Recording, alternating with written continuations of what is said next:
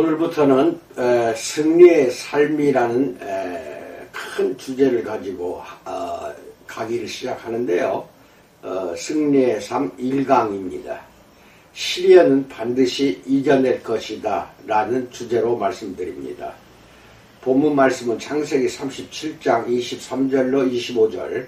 요셉이 형들에게 이르매 그의 형들이 요셉의 옷 곧 그가 입은 채색 옷을 벗기고 그를 잡아 구덩이에 던지니 그 구덩이는 빈 것이라. 그 속에 물이 없었더라. 그들이 앉아 음식을 먹다가 눈을 들어 본즉 한 무리의 이스마엘 사람들이 길르앗에서 오는데 그 낙타들의 향품과 유향과 몰약을 싣고 애굽으로 내려가는지라 라고 말합니다. 미국의 어느 예화를 말씀드립니다. 그녀는 속으로 떨고 있었다. 어깨를 만지며 느낄 수 있는 내면의 흔들림. 내가 그녀를 만난 곳은 식품점이었다. 몇 달 만에 보는 얼굴이었다. 남편과 아이들의 안부를 묻자 이내 눈물을 글썽이며 떨리는 입술로 이야기를 꺼냈다. 남편은 떠났다. 결혼 후 10번 넘게 이사를 하면서 새 아이를 낳아 키운 20년 결혼 생활이 그렇게 끝났다. 남편은 어린 모델 아가씨에게 빠져 조강지처를 버렸다.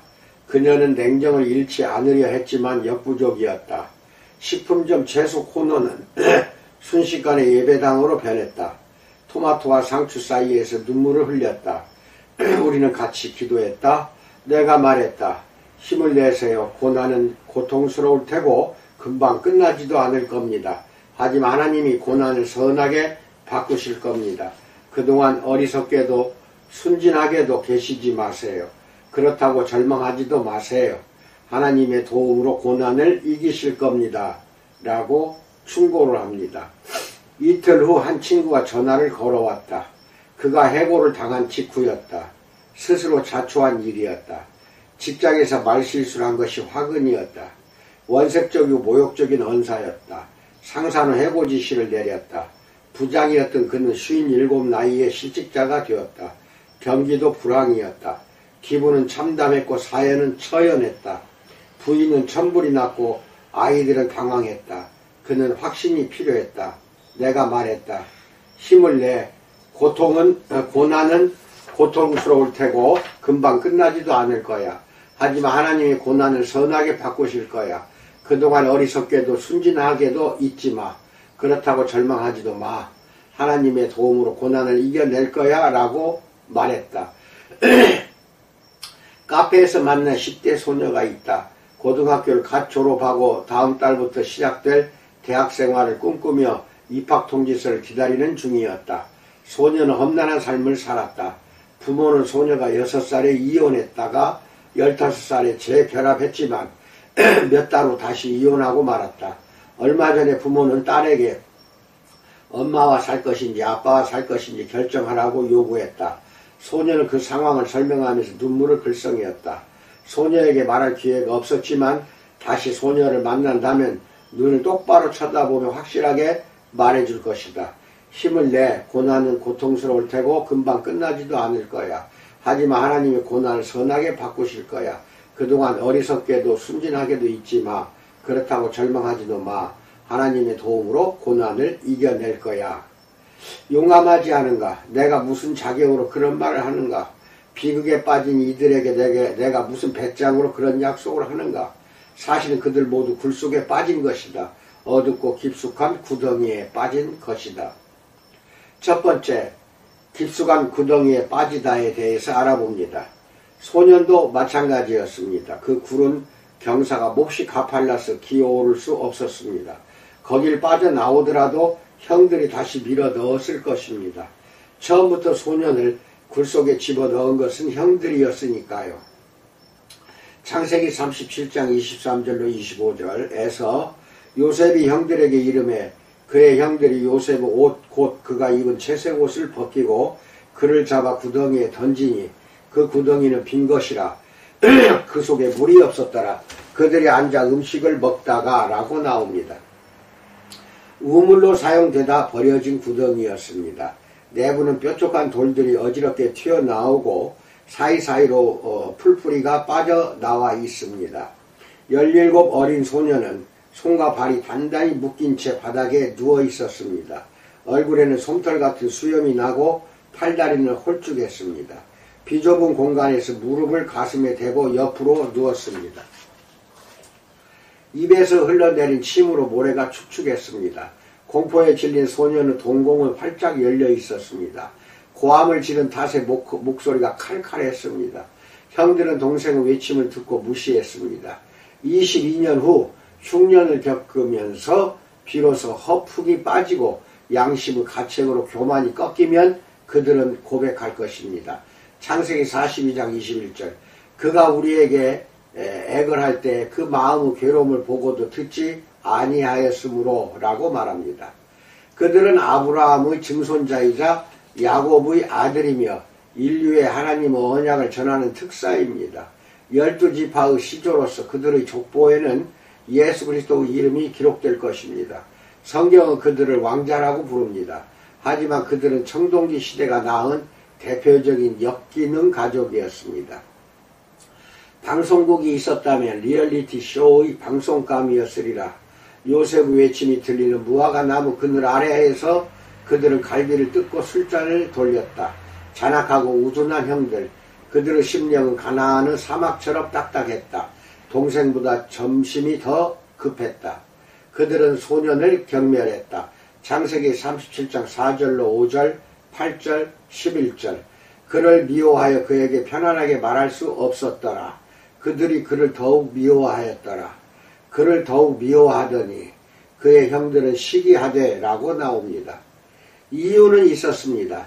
아버지 야곱은 품종이 가장 좋은 송아지를 아끼듯 요셉을 애지중지했습니다. 야곱에는 부인이 둘이었습니다. 레아와 라헬. 하지만 야곱은 라헬만 사랑했습니다. 라헬이 죽자 둘 사이에서 낳은 첫 아들의 응석을 받아주면서 사랑했던 부인을 추억했습니다. 형들은 벼룩시장에서 옷을 사입혔지만 요셉은 소매에 술을 넣은 색동 저고리를 사입혔습니다. 형들은 한 방에서 잠을 잤지만 요셉은 자기 방에서 널찍한 침대가 있었습니다. 형들이 목축을 하는 동안 아빠의 귀염둥이 요셉은 집에 머물렀습니다. 야곱은 11번째 아들인 요셉을 장난처럼 대했습니다. 형들은 요셉을 보면 침을 뱉었습니다. 돌풍 앞에 위태로운 초가집처럼 야곱의 가문에는 서서히 위기가 감돌았습니다. 집에서 멀리 떨어진 곳 아버지의 손길이 닿지 않는 250리 밖에서 요셉을 만난 형들은 참았던 분노가 폭발했습니다.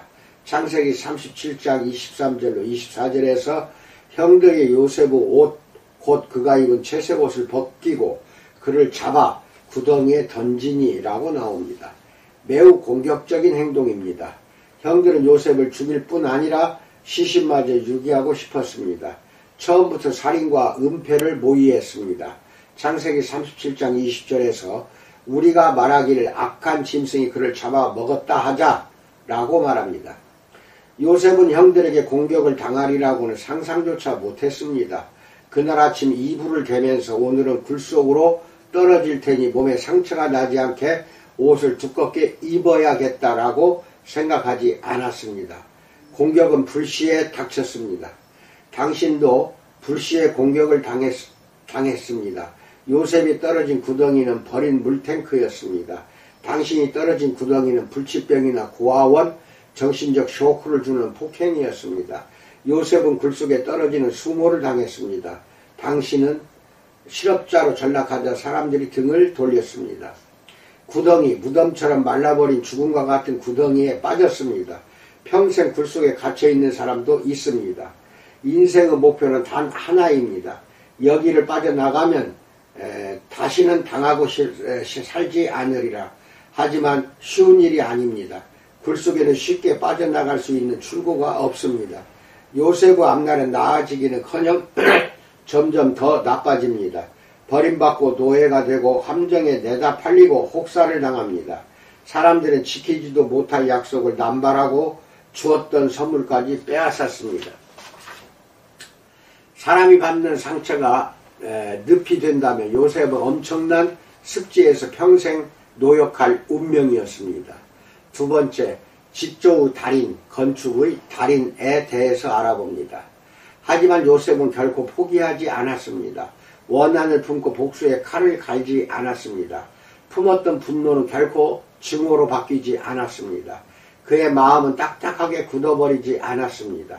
그의 결심은 결코 사라지지 않았습니다. 그는 생존했을 뿐 아니라 성공까지 일구었습니다. 그는 헬륨 풍선처럼 위로 솟아올랐습니다. 이집트 공직자는 그를 집사로 임명했습니다. 교도소 소장은 그에게 수감자 관리를 맡겼습니다. 그리고 지상 최고의 통치자 바로는 요셉을 총리로 임명하면서 그의 어깨를 두드렸습니다. 요셉은 말년에 바로에 버금가는 동시대 권력자가 되었던 것입니다. 아사 직전에 놓인 세상을 그가 구했다고 해도 과언이 아닙니다. 요셉의 이력서를 한번 보겠습니까? 1. 이름 요셉. 2. 부친 야곱. 3. 학력 고난대학교 최우수 졸업. 4. 성과 인류 구호 완수. 아니 어떻게 그가 비극을 이기고 성공했을까요? 이유는 분명합니다. 20여 년이 지난 뒤 처지는 역전되었습니다. 요셉은 강해지고 형들은 약해졌습니다. 형들은 요셉을 무서워했습니다.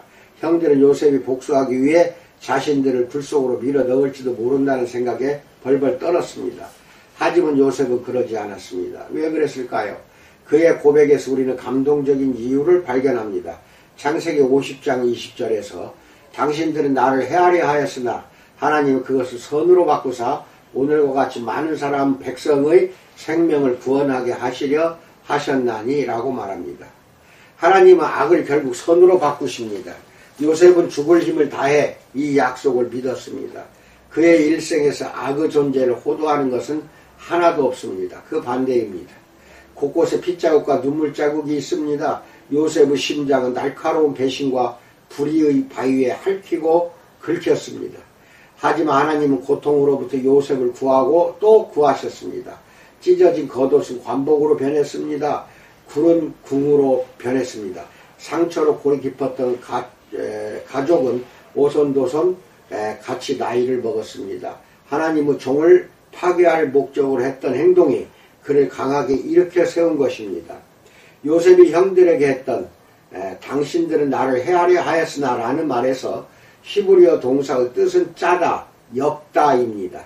요셉은 형님들은 악을 짜냈지만 하나님은 거의 모두 거두어 다시 선하게 엮으셨습니다 라고 말한 것입니다.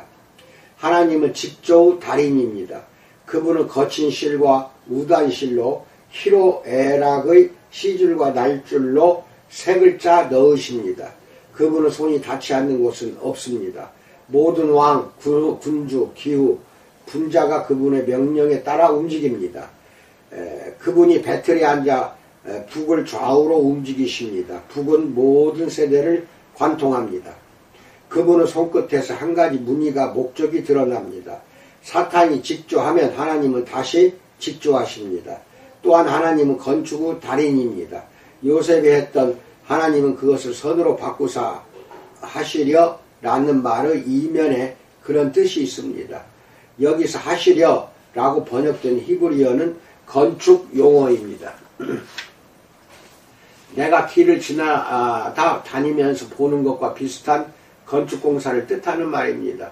건설사업은 인류 역사처럼 시간이 존재하기 전부터 지금까지 끝날 기미가 보이지 않습니다. 크레인은 날마다 공중에서 움직이고 일꾼들은 표지판과 삽을 들고 있고 통근자 수십만 명은 불평을 멈추지 않습니다. 대관절 이 공사는 언제 끝나는 거야? 그런데 과거 우리 옆집 부부는 도로공사를 대하는 태도가 달랐습니다.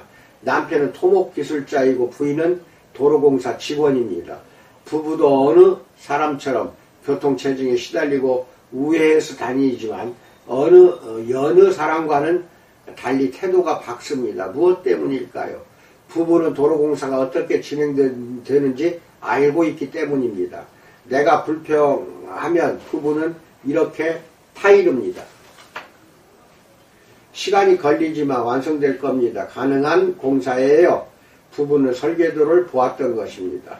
우리는 하나님이 주시는 이야기를 통해 그분의 설계도를 들여다볼 수 있습니다. 저는 요셉의 이야기는 아주 복잡합니다. 동생을 팔아버리는 형들, 권리다툼, 오랜 기근과 공터에 흩어져 있는 쓰다버린 목과 시멘트 부대처럼 어지러운 가족의 불화, 악랄한 사탄이 의도한 것은 단순합니다. 아브라함의 가족을 파괴하여 그의 자손 예수 그리스도를 파괴하겠다는 것입니다. 지옥 전체의 총구가 야고보 형제를 조준하는 듯합니다. 하지만 건축의 달인이 일하시는 것을 보십시오.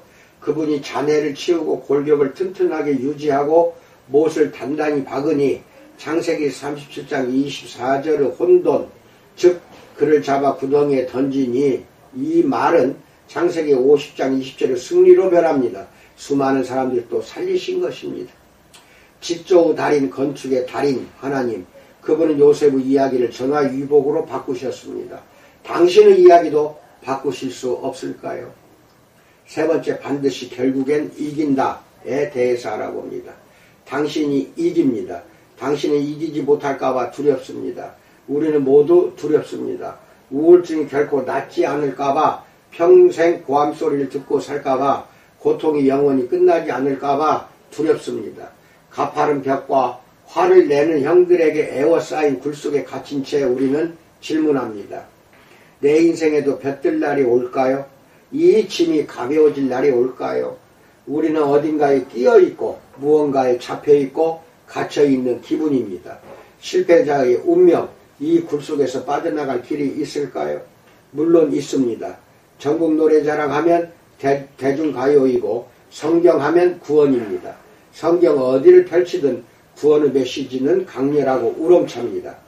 사자굴에 떨어진 다니엘을 구하고 감옥에 갇힌 베드로를 구하고 고래 뱃속에 들어간 요나를 구하고 골리앗의 그림자에 덮인 다윗을 구하고 폭풍을 만난 제자들을 구하고 나병 환자들을 질병에서 구하고 도마를 의심해서 구하고 나사로를 무덤에서 구하고 바울을 쇠고랑에서 구합니다. 하나님은 우리를 이기게 하십니다. 홍해를 이기고 맨 땅을 걷고 출애굽기 14장 22절, 광야를 이기고 신명기 29장 5절, 사막의 음침한 골짜기를 이기고 시편 23편 4절, 깊은 바다를 이기십니다. 시편 77편 19절. 하나님은 이긴다는 말을 좋아하십니다. 이사야서 43장 2절에서 내가 물 가운데로 지날 때 내가 너와 함께 할 것이라.